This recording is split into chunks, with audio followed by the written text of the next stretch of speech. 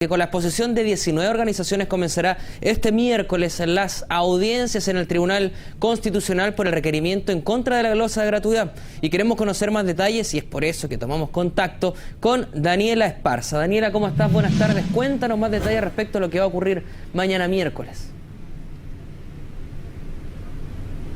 Muy buenas tardes, Sebastián. Instituciones académicas, representantes políticos, fundaciones son parte de estas 19 organizaciones que van a exponer en esta audiencia del Tribunal Constitucional, en el cual se definirá la gratuidad, cuál va a ser el futuro de la gratuidad para 2016 en la educación superior. Un requerimiento que fue presentado por 31 diputados de la oposición y nos encontramos con el abogado patrocinante de este requerimiento para conversar acerca de más detalles por este tema. Muy buenas tardes, abogado Jorge Barrera. Hola Daniela, ¿cómo estás? Preguntarle entonces primero, ¿por qué el TC debería declarar inconstitucional la glosa de gratuidad?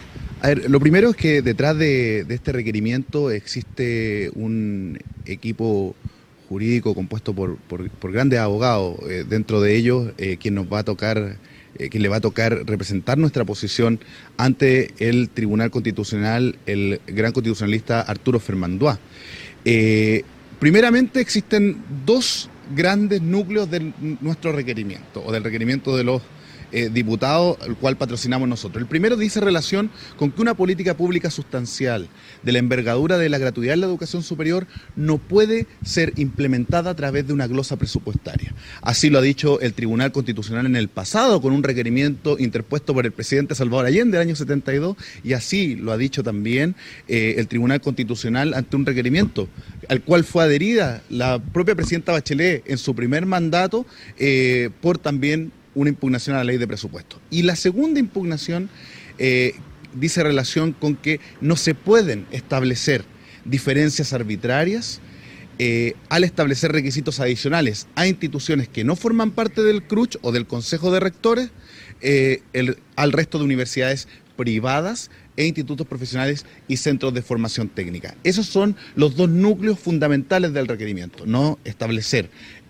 una política pública o implementar una política pública como la gratuidad universitaria de carácter sustancial en una ley transitoria como lo es la ley de presupuesto y no establecer diferencias arbitrarias que en definitiva terminan perjudicando a los estudiantes más vulnerables. Abogado, pero la otra parte, específicamente el CRUCH, señala de que ellos tienen otros recursos, otros valores agregados, que es una pluralidad de instituciones que entregan inclusión y además son pluralistas. ¿Cómo se les responde a eso? A ver, aquí nadie, y esto yo creo que hay que dejarlo muy en claro, nadie está criticando al Consejo de Rectores. Eso es lo primero. Acá no se está impugnando la existencia ni siquiera del CRUCH, no se está impugnando incluso la existencia de instituciones del Estado y otras instituciones privadas dentro del mismo CRUCH. Lo que se está diciendo es que ¿por qué a instituciones como el Consejo de Rectores no se les exige ningún requisito y a otras instituciones se les exige ciertos requisitos adicionales que no son cumplidos por la Universidad del CRUCH? Te pongo un ejemplo. Se le exige a las universidades del Consejo de Rectores a las universidades que están fuera del Consejo de Rectores que tengan una acreditación de 4 o más años. Cuando existen 3 universidades estatales del Consejo de Rectores que tienen 3 años de acreditación, se les exige por otro lado que tengan a las universidades que están fuera del CRUCH, que tengan participación de estudiantes y funcionarios con derecho a voz o a voto en los estatutos registrados ante el Mineduc.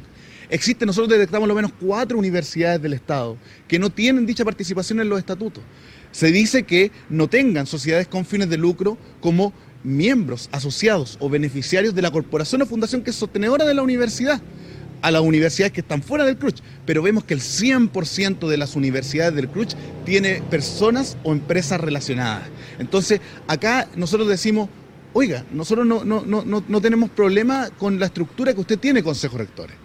El problema está con los requisitos adicionales. Esos requisitos, al no ser cumplidos por las otras instituciones, constituyen una diferencia arbitraria. Y al constituir una diferencia arbitraria, lo que se pretende es que esos requisitos sean eliminados.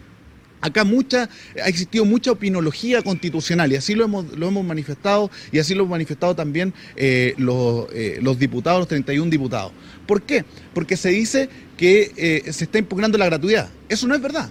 el monto queda intacto, el monto de recursos queda intacto. Tampoco se ha impugnado qué es lo que va a cubrir. Va a cubrir arancel y matrícula completo, 100%, arancel y matrícula real, no de referencia.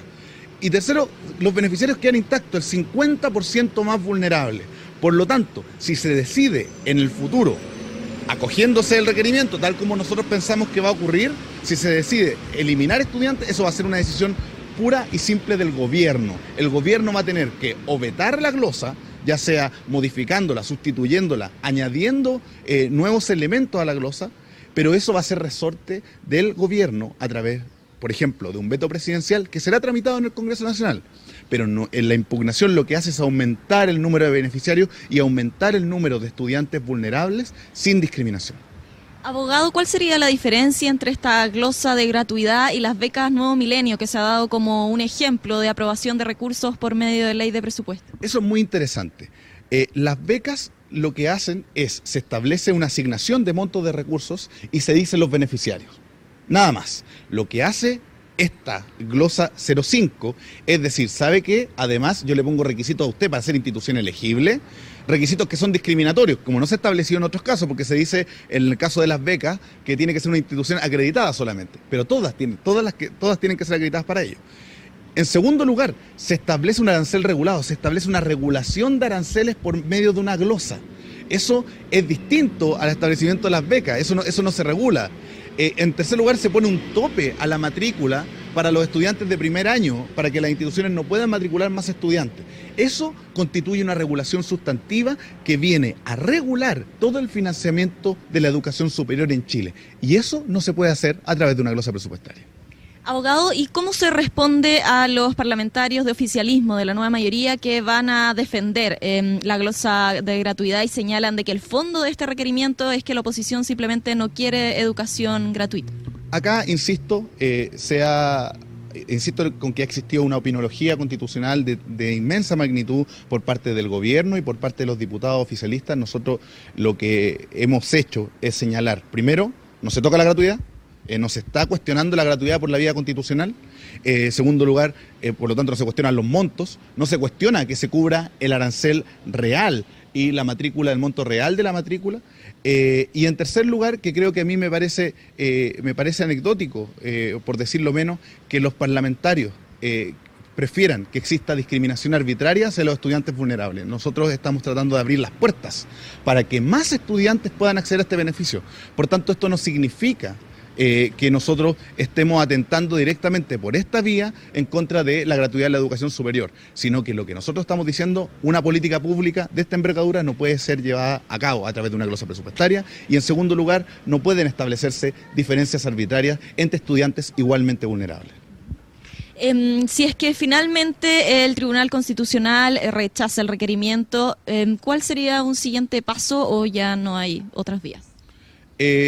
Primero, los fallos del Tribunal Constitucional son inapelables, eso es importante señalarlo.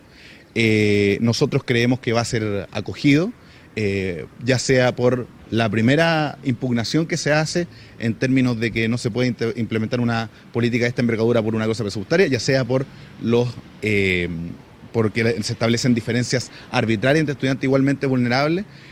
Pero nosotros creemos y tenemos plena confianza de que el requerimiento del Tribunal Constitucional va a ser plenamente acogido. Y es cosa de ver la sensación que tiene el propio gobierno respecto de esta impugnación y cómo ha presionado indebidamente a través de los medios de comunicación al Tribunal Constitucional. Estamos frente a una campaña del terror respecto de que se van a dejar estudiantes sin gratuidad, cosa que no es efectivo. Lo que hace este requerimiento, tal como hemos señalado, es aumentar el número de beneficiarios, es aumentar para que todos los estudiantes más vulnerables no dependan del bolsillo de sus padres para ingresar a la educación superior.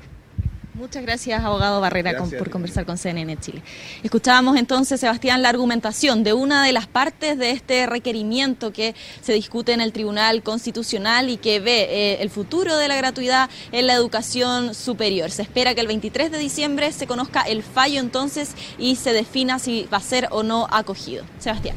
Muchísimas gracias, Daniela, también al abogado por entregarnos todos los detalles de lo que va a ocurrir este día miércoles en torno a la glosa de educación en el Tribunal Constitucional, algo que los juristas ya han denominado como una tercera instancia en los trámites legislativos.